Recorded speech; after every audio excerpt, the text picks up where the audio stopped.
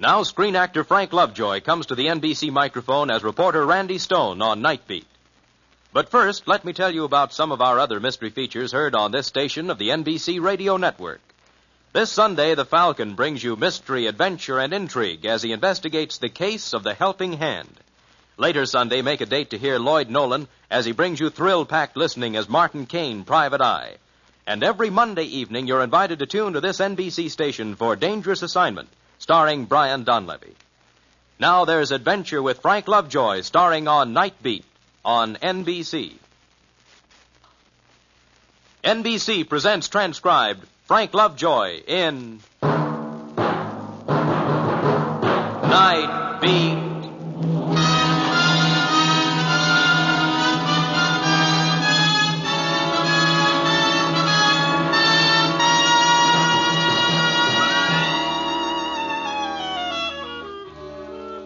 Hi, this is Randy Stone. I cover the Nightbeat for the Chicago Star. Christmas Eve. Jingle bells, silent night, boughs of holly. Yeah, they say there's a warmth about Christmas that spreads out like a fan and touches everyone. The holiday spirit, it's called. But right at the moment, I'm thinking of one character who was nearly left out in the cold last Christmas. None other than yours truly. Me, myself, Randy Stone.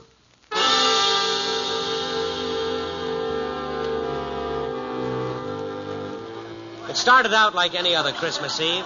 An exchange of gifts, a few drinks, some off-key caroling. Everybody killing time until the going-home nod from the boss.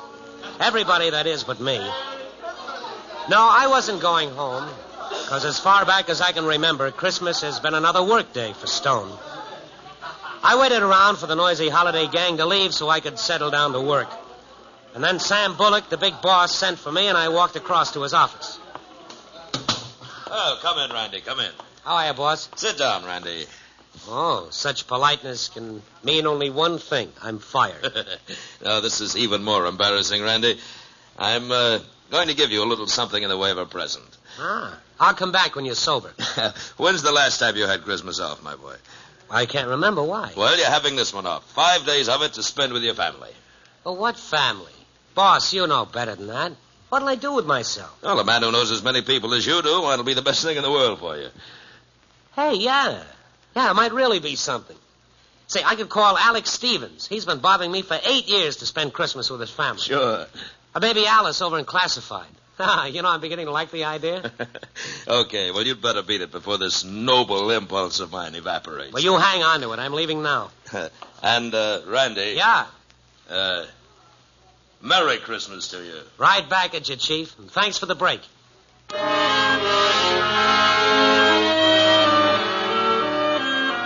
revelers had gone now, and the office was empty except for one man. Old Ed Collins sat watching the teletype machines. He looked up when he saw me. Thought you'd gone, Randy. No. What are you looking so smug about? Our boss gave me 5 days off. Swell.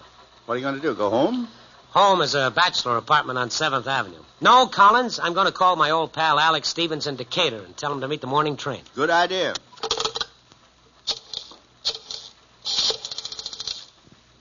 Long distance? I want to call Decatur, the Stevens residence. Alex Stevens in Decatur.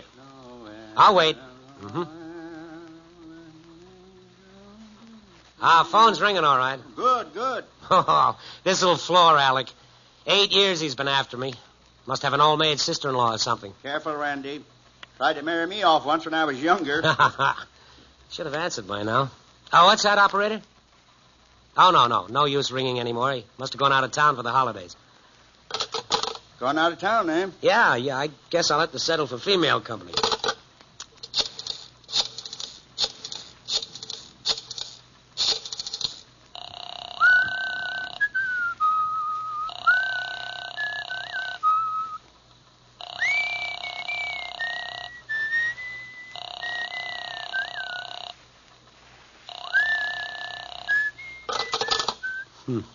Not home either? Well, that was a screwy idea. I don't know why I went for it. Phoning people at the last minute like this. Guy, with the friends you have... Oh, sure. The friends I have, millions of them till I go looking for one. Oh, there's a Christmas card for you on my desk. Keep forgetting to give it to you. I'll get it later. Hey, my folks only live 40 miles out. Boy, would they be glad to have you spend a few days with them. I could call them. No, Ed, forget it. What's a guy like me want with a holiday on Christmas? I'm shoving off, Ed. How about that envelope on my desk? Later. Looks like I might be back to play a little pinochle with you. Now, my Ma, all I've got to do is phone No, her. I'll make out all right. See you later. And have yourself a time. Merry Christmas. Yeah. Merry Christmas.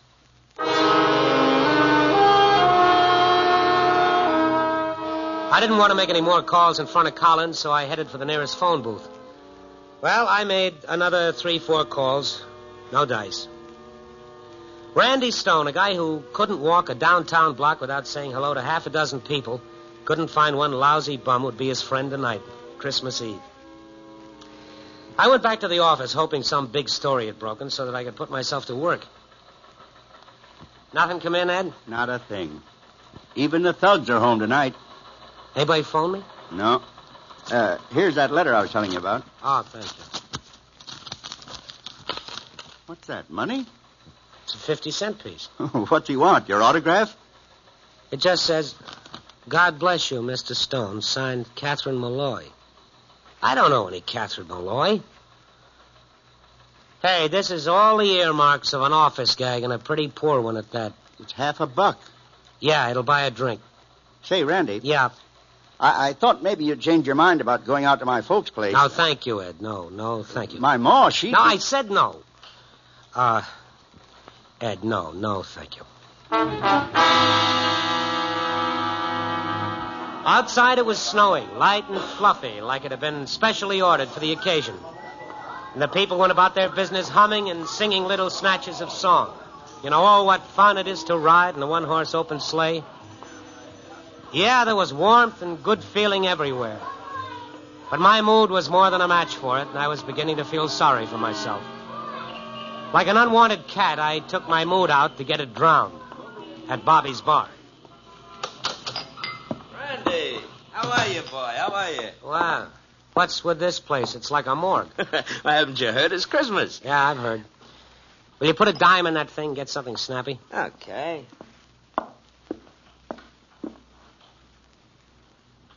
There we are. Hey. You lonely, Randy?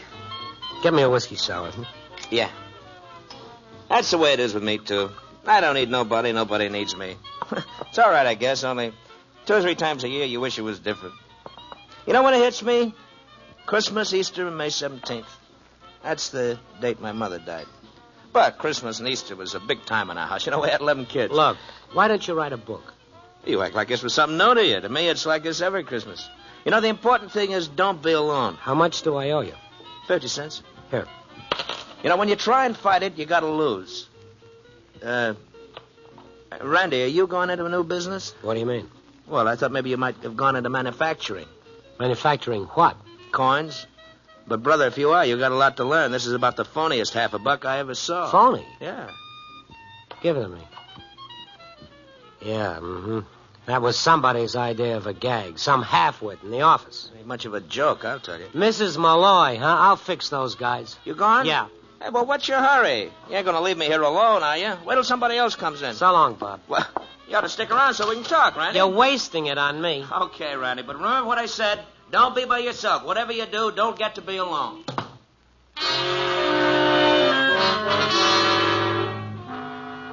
I stopped at the corner drugstore and bought a couple of magazines and went to my apartment ready to spend a quiet holiday. 7 o'clock. Great. Nice, long evening ahead of me. Lots of time to hate the world and feel sorry for myself. I poured myself a quick drink, and then somebody rang my doorbell. Yeah, just a minute. Hi. A 10, 11-year-old kid stood in the doorway looking up at me. His face was clean, but his clothes were patched and ragged. He wore a red pullover sweater at least 5 sizes too big for his skinny frame. Hello, Mr. Stone. Wow, what do you want? Don't you remember me? I remember 10,000 of you. What do you want, a handout? I'm Jerry Malloy. Remember Mrs. Malloy? Who sent you up here? Whose idea was it? McFarland's, the office wise guy? My mother sent me. Well, you go back and tell your mother not to send phony coins through the mails. And if your mother happens to be McFarland, tell him that... She said for me to give you this letter. I'm to wait for your answer. Look, kid, take your letter and beat it. Enough is enough. She said maybe... Will you take the letter? Now, come on. What are you waiting for? I'll leave it with you. No. Here's 2 bits for you. Now, go tell McFarland the joke is over. Now, beat it before I get mad. Mother said to wish you a Merry Christmas. Beat it. I'd no sooner slammed the door shut when I began feeling like a heel. And I opened the door half hoping I'd find him standing there. But he was gone. But resting on the mat in front of my door was the quarter I'd given him. I picked it up and I stood there with the coin burning my fingers. I knew I wouldn't feel quite clean again until I'd found that kid and made it right with him. Somehow.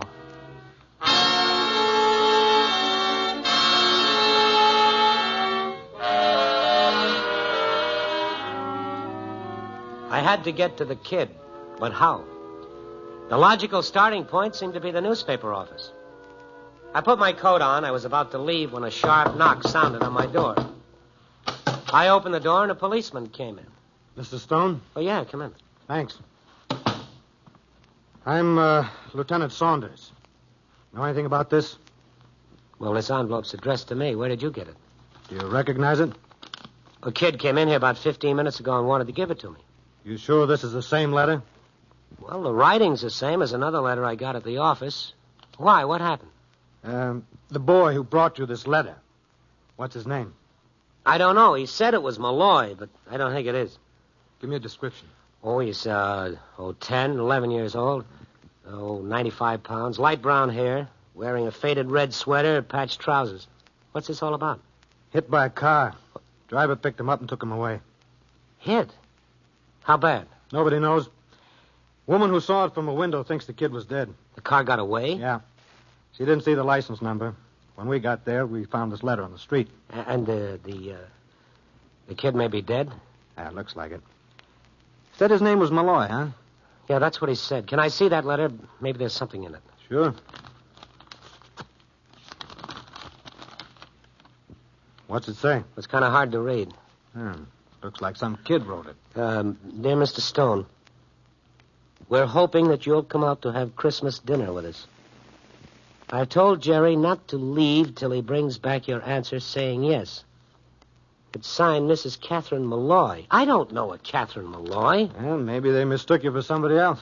I thought it was part of an office gag, and I still think so. Let me go back there and check. I'll call you later. Where do you work, Mr. Stone? Chicago Star. Oh, you're that Randy Stone. Well, look, if you get any information, phone it into the precinct.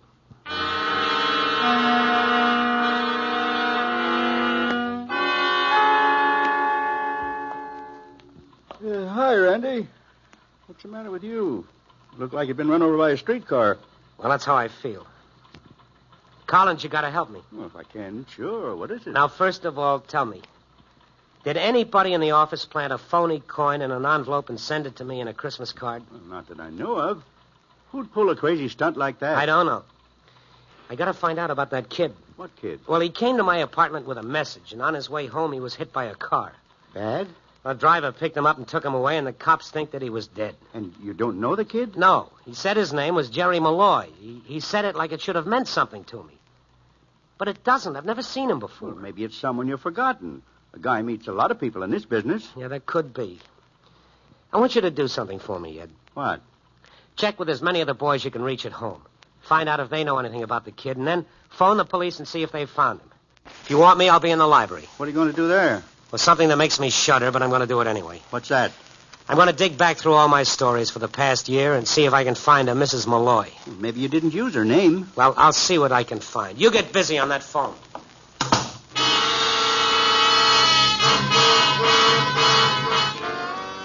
Collins left me alone, and I went to work. It's funny how inane some of the stuff you write seems after it's been buried. Only 3 of the bits offered any idea of who Mrs. Malloy might be. One about a woman who'd refused to leave a cat in a burning house. Another about a middle-aged lady bookie. And the last about a woman and her family who were being evicted from a slum apartment for lack of rent money. The story was about the bystanders and how they dug into their pockets and raised $40 so the woman could get back into her place. How you doing? Well, I'm not sure, but I think I've got something. Well, I called the boys. They don't know anything about the kid or the letter. You phoned the police? Yeah. Well? They want you down to headquarters. Me? What for? To identify the kid. They think they found him. Dead? Not much chance to live. Where is he? State hospital. It's a pleasant shore for Christmas Eve, isn't it? Dandy. Well, then I guess they want me to go and see his mother and say, guess what I brought you for Christmas. Snap out of it, Randy. It wasn't your fault. Yeah.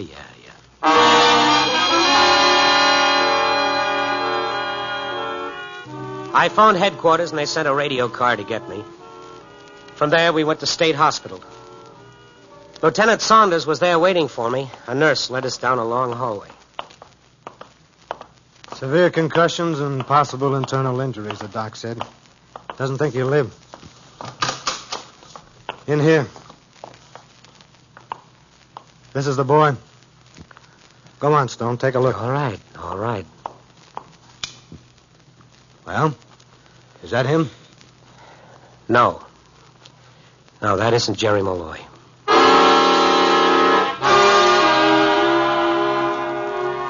For a minute, I felt a sense of relief, but I knew I was kidding myself. Sooner or later, Jerry's body would be found, and until then and after then, I'd feel the guilt to be mine. You see, by now I knew the kid was on the level. He'd been sent to me with a message offering me a home for Christmas, and in my blind stupidity, I sent him away. Nice guy, this Randy Stone. The cops dropped me off at the paper and told me they'd keep in touch. Well? No, it's not him. What are you going to do? I'm going to find Mrs. Malloy. That 50-cent coin, that's what makes it interesting. Why money in a Christmas card and a phony coin at that? Well, maybe she didn't know it was phony. All right, then. She didn't know it was phony, but why was she sending you money? You lending the stuff out at 15%? What? Hey, wait a minute. You got something there. Maybe she did owe me some money.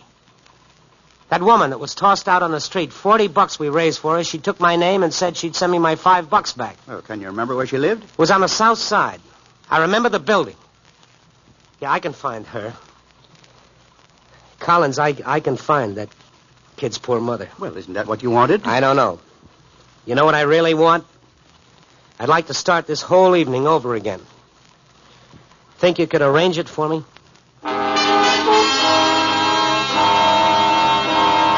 I suppose I could have let the police handle it, but I'd developed a burning need to tell her myself. I hopped into a cab and went scouting for the building she'd lived in. I hoped I wouldn't find it, and yet I knew I wouldn't stop until I did. I found it all right where it had always been, pressed between the ugliness of two warehouses. I hung around outside for 10 minutes before I could find the courage to go and face her. Apartment 6 she'd lived in. I stood in front of it and listened to the muffled sounds of a radio playing dance music inside. Well, hello. May I come in? I've got to talk to you. Oh, I'd like very much to have you come in, but my husband, he's a bouncer in the nightclub. Maybe some other time. Huh? Look, Mrs. Malloy, I've got to talk to you. What about Christmas Eve? Go away. Hey, what Mrs. did you say I was? Malloy, Catherine Malloy. I'm not Mrs. Malloy. I never was, never will be. My name's Mrs. Manty, Carol Manty. You know, the more I look at you, the more I wish I was your Mrs. Malloy. But I'm not. I'm really not. How do you like that? Well, I like it a lot more than you'll ever know. You know where I can find her? She lived in this apartment 4 or 5 months ago. Never heard of her. Maybe if you ask the caretaker, he'll know. Thank you. I'll do that.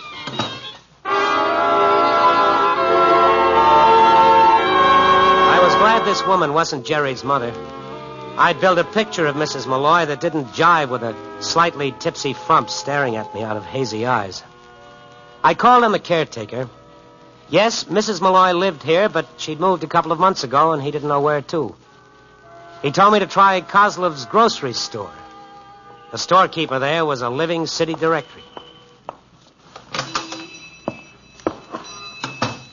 Mr. Kozlov? None other. What can I do for you? I'm looking for a Mrs. Malloy who used to live in the Elkin Apartments. I was wondering if you knew where she'd moved to. Malloy? Uh-huh. Oh, yes, I remember her, but I don't know where she moved to. A good woman. Didn't owe me a penny when she left. I've got to find her. She was working steady when she moved. Wages every week makes difference. You think some of her neighbors would know where she moved to? Oh, they do a big turnover in some of those places. But with wages coming in regular, I think I know how you can find her. How? It's a pattern people follow. When things can't be worse, then they live in places like the Elkin apartments. But when they're working and a little money is coming in, they move up a notch. That's the way it works. Where is this notch, this step up? It's a gamble. But if I was you, I'd try Blake Avenue, somewhere around 20th. That's the way it goes, from Elkin to Blake. Sometimes back to Elkin. Sometimes not.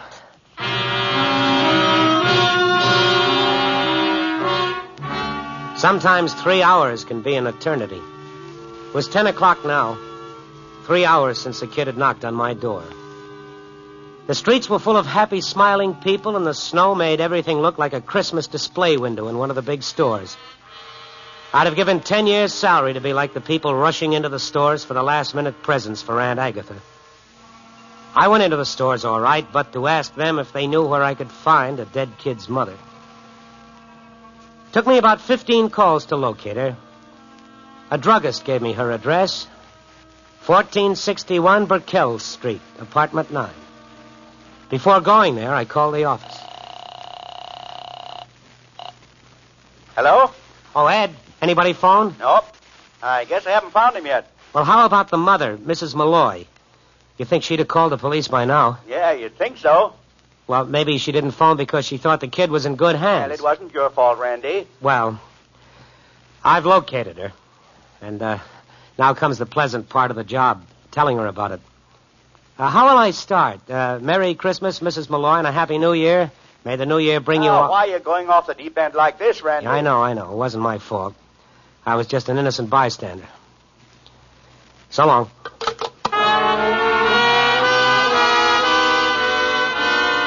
I made another call, police headquarters. They had nothing new on it. The kid would turn up, they said. He'd be pretty dead, but he'd turn up. I told him I was going to see the kid's mother, that I'd located her. Lieutenant Saunders thought that would be a swell idea. I walked down the street to Mrs. Malloy's apartment house, and I stood there a minute. From where I was standing, I could see the sign on top of the Chicago Star building. Mrs. Malloy lived only 3 blocks from my smug little tower. From Star to empty apartment to Malloy and back to the Star. But that's the way it looked geographically as well as symbolically. Another 20 minutes wouldn't matter much, I thought. So I walked the couple of blocks it took me to get back to Bobby's Bar and Grill. Hi, Randy. You're not making the rounds of the bars, are you? No. Make it a double bourbon. Water. Double bourbon? Yeah, double. Not much trade tonight. Oh, later they come. Randy, why is it hitting you so hard? You scratch a little of the veneer off, and what do you find? A sentimental slob. What's bad about that? Well, then you find that you can't do things that have got to be done. Like what? What needs being done tonight? Like telling a woman that her young son is dead and that I had a lot to do with it. You're kidding. I'm not. How do you go about a job like that? Well, how did it happen? Does it matter? No. You think whiskey will help? Close the place up, Bob, and come with me. You don't have to say anything. Just stand there with me. No. It's a one-man job, huh? As far as I'm concerned. Well, maybe you're right. I'll see you later. Yeah, I'll see you later.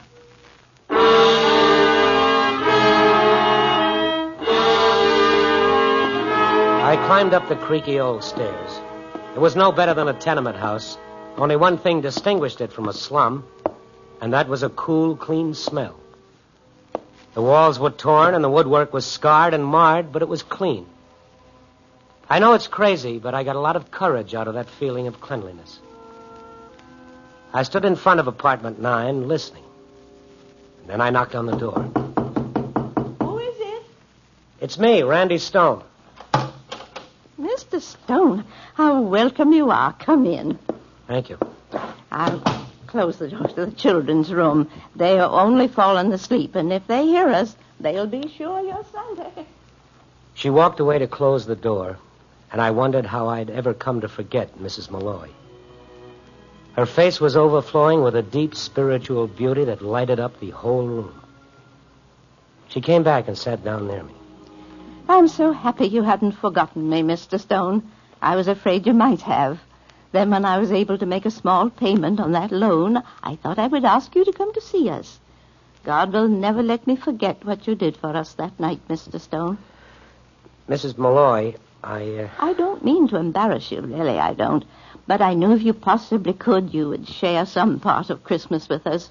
I knew that the old and shabby furniture would make no difference to you. This humble home... Well, Christmas began in a humble home. Yes, that's what I told Jerry.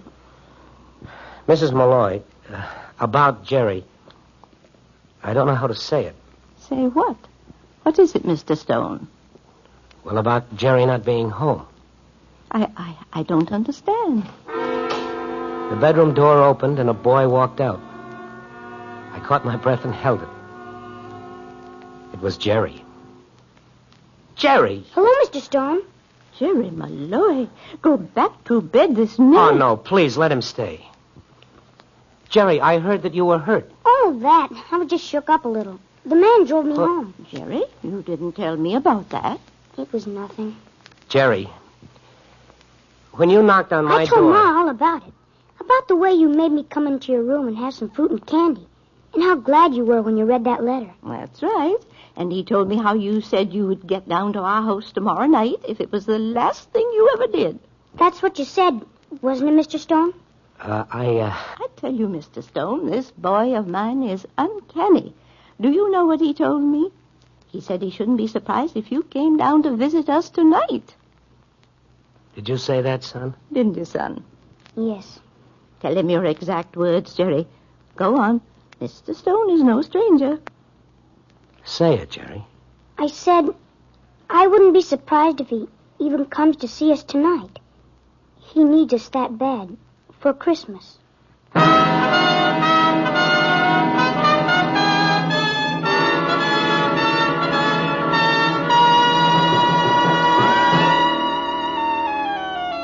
In those 3 little rooms on the edge of the city's slums, I learned that human beings can find happiness. And don't listen to what your banker tells you. It's a thing of the spirit, not of the pocket. In that shabby little apartment with a cracked linoleum and a threadbare sofa, I learned the magic of the words. Merry Christmas. Copy, boy.